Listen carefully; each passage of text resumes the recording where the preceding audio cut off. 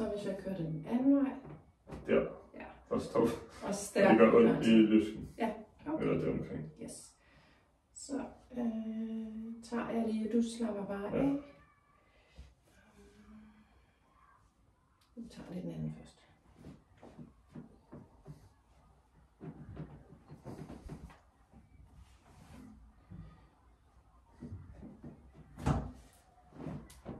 Og slap af i armen. Godt.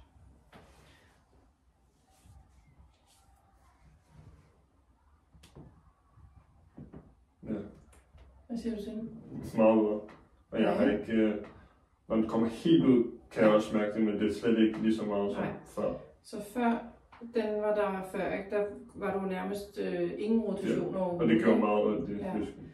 Så nu tager jeg lige og stresser det lidt. Ja.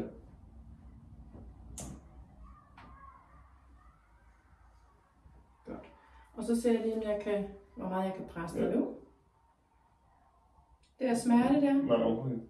Så det føles som sådan et naturligt stop. Ja. Perfekt.